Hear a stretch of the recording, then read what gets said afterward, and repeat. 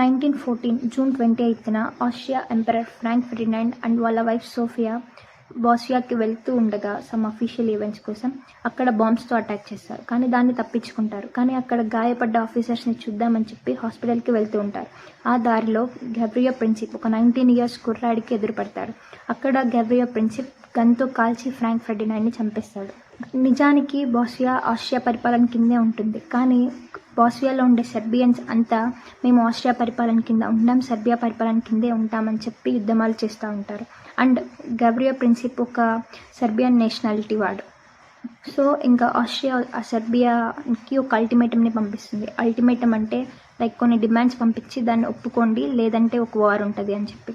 సెర్బియాకి అవి చాలా ఎగనెస్ట్గా ఉండడం వల్ల దాన్ని రిజెక్ట్ చేస్తుంది. సో ఇంకా జూలై 28న ఆస్ట్రియా సెర్బియా మీద వార్ డిక్లేర్ చేస్తుంది. వరల్డ్ వార్ కన్నా ముందు European countries like military wise war equipment wise develop అవుతూ ఉండే టైంలో ముందుగానే తెలివిగా ఆలోచించి జర్మనీ, ఆస్ట్రియా, హంగరీ, ఇటలీ ఈ మూడు కలిసి ట్రిపుల్ అలియన్స్లా మారుతాయి 1882లో. అండ్ జర్మనీకి భయపడిన ఫ్రాన్స్, రష్యా అండ్ బ్రిటన్ ఈ మూడు కలిసి ట్రిపుల్ ఎంటిటీలా మారుతాయి 1907లో. సెర్బియా అనేది ఒక సాల్విక్ కంట్రీ. సాల్విక్ కంట్రీ అంటే like Russia, Serbia, Poland, Ukraine, Bulgaria వీళ్ళన్ని సాల్విక్ కంట్రీస్ అంటారు. Like same culture, same language, historical roots అన్నీ ఒకటే ఈ కంట్రీస్కి. సో తోటి సాల్విక్ కంట్రీని సేవ్ చేద్దామని చెప్పి జార్ నికోలస్ II సెర్బియాని సపోర్ట్ చేస్తూ ఆస్ట్రియా మీద వార్ డిక్లేర్ చేశారు జూలై 30న. ఆ నెక్స్ట్ రోజే జర్మనీ ఆస్ట్రియాకి సపోర్ట్ చేస్తూ రష్యా మీద వార్ డిక్లేర్ చేస్తుంది ఆగస్ట్ 1న. జర్మనీకి ఆల్రెడీ తెలుసు లైక్ రష్యా మీద వార్ అంటే దాని ఫ్రెండ్ అలై కంట్రీ ఫ్రాన్స్ మీద కూడా వార్ అని చెప్పి. సో స్క్లీఫెన్ ప్లాన్స్ని ఎగ్జిక్యూట్ చేద్దాం అనుకుంటారు. స్క్లీఫెన్ ప్లాన్ ఏమంటే లైక్ న్యూట్రల్ బెల్జియం మీద వెళ్ళి తొందరగా ఫ్రాన్స్ని ఓడిచ్చేసి రష్యా మీద అటాక్ చేద్దామని. ఎందుకంటే రష్యాకి లైక్ టైం, మ్యాన్ పవర్ ఎక్కువ కావాలి కాబట్టి. బట్ బెల్జియం మీద వెళ్దామన్నప్పుడు బెల్జియం సైలెంట్గా ఉంటుంది, అది తిరిగి అటాక్ చేస్తుంది. సో బెల్జియం మీద కూడా వార్ చేయాల్సి వస్తుంది. బట్ బెల్జియం అండ్ యూకే అంటే బ్రిటన్ ఈ రెండు ట్రీటీ ఆఫ్ లండన్ అనే అగ్రిమెంట్ మీద ఉంటాయి. సో ఎప్పుడైతే బెల్జియం మీద జర్మనీ వార్ డిక్లేర్ చేసిందో అప్పుడు బ్రిటన్ జర్మనీకి ఒక అల్టిమేటంని పంపిస్తుంది విత్డ్రా చేసుకోమని వార్ని. కానీ జర్మనీ రిజెక్ట్ చేస్తుంది. సో ఆగస్ట్ 4న బ్రిటన్ జర్మనీ మీద వార్ డిక్లేర్ చేస్తుంది. ఇలా 2 కంట్రీస్ వార్ ఒక యూరోపియన్ వార్లా అవుతుంది.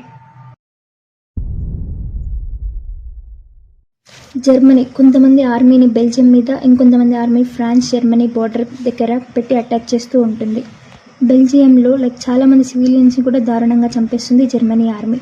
అండ్ ఫ్రాన్స్ జర్మనీ బార్డర్లో అటాక్ చేసుకుంటూ సుమారుగా 3,29,000 మంది French casualties and 2,56,000 German casualties అవుతాయి. క్యాజువల్టీస్ అంటే చనిపోయిన వారు, కనపడకుండా పోయిన వారు, గాయపడ్డవారు అందరినీ కలిపి క్యాజువల్టీస్ అంటారు. ఇలా వార్ జరుగుతున్న సమయంలో బ్రిటన్ ఆర్మీ వచ్చి ఫ్రెంచ్ ఆర్మీలోకి జాయిన్ అవుతుంది. అంతవరకు వీక్గా ఉన్న ఫ్రాన్స్ ఇప్పుడు స్ట్రాంగ్ అవుతుంది. ఇప్పుడు 2 armies face to face attack కాకుండా సైడ్ నుంచి అటాక్ చేద్దామని 2 నార్త్కి మూవ్ అవుతాయి, అంటే సీ సైడ్ మూవ్ అవుతాయి. దీన్నే రేస్ టు ద సీ అని కూడా అంటారు. ఈ టైంలోనే లోతు గుంతలు తవ్వుకొని ఆ గుంతల్లో నుంచి అటాక్ చేసుకుంటుంటారు. ఈ గుంతల్ని ట్రెంచెస్ అంటారు.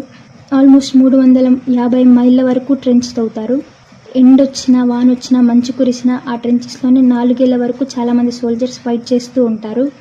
అక్కడ షెల్టర్ ఉండదు కాబట్టి లైక్ ర్యాట్స్, పురుగులు అవి ఇవి అన్నీ ఉండడం వల్ల సోల్జర్స్కి చాలా డిసీజెస్ కూడా వస్తాయి. వార్ జరిగే టైంలో బ్రిటన్ దగ్గర ద మోస్ట్ పవర్ఫుల్ నేవీ ఉంటుంది. జర్మనీ కూడా ట్రై చేస్తూ ఉంటుంది పవర్ఫుల్ నేవీ కోసం. సో 2 కంట్రీస్ మధ్యలో గట్టి నావల్ బ్యాటిల్ జరుగుతుంది.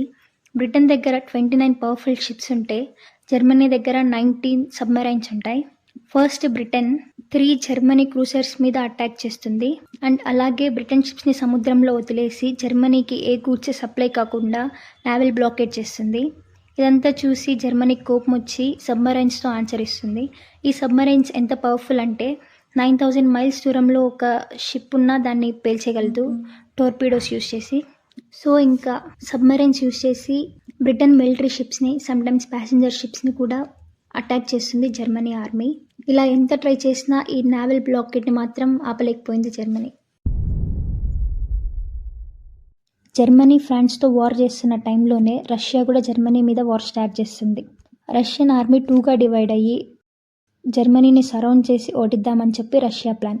ఇదంతా తెలుసుకున్న జర్మనీ తెలివిగా ట్రైన్స్ యూస్ చేసి ఫస్ట్ సైడ్ ఆర్మీ దగ్గరికి వెళ్ళి అటాక్ చేస్తుంది. అండ్ ఫస్ట్ సైడ్ ఆర్మీకి సెకండ్ సైడ్ ఆర్మీకి చాలా కమ్యూనికేషన్ ప్రాబ్లం ఉంటుంది. అండ్ జర్మనీ వాళ్ళ మధ్యలో కమ్యూనికేషన్ ఇంటర్సెప్ట్ చేసి వాళ్ళ నెక్స్ట్ మూమెంట్స్ ఏదో ఆల్రెడీ తెలుసుకొని ఉంటుంది. సో ఫస్ట్ సైడ్ ఆర్మీని అటాక్ చేసిన వెంటనే సెకండ్ సైడ్ ఆర్మీని కూడా చాలా ఈజీగా ఓడిచ్చేస్తుంది జర్మనీ. ఇదంతా అయిన తర్వాత Russian commander Alexander Samsonov suicide చేసుకొని చనిపోతారు.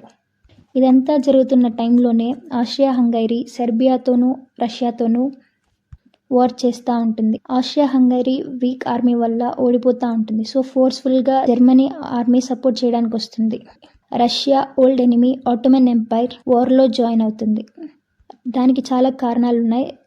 జర్మనీ చాలా సపోర్ట్ చేసింది అండ్ ఆల్సో రష్యా బార్డర్ వల్ల వాళ్ళకి చాలా ఆల్రెడీ ముందు నుంచే ప్రాబ్లమ్స్ ఉన్నాయి. సో ఆటోమన్ ఎంపైర్ రష్యా మీద వార్ డిక్లేర్ చేస్తుంది.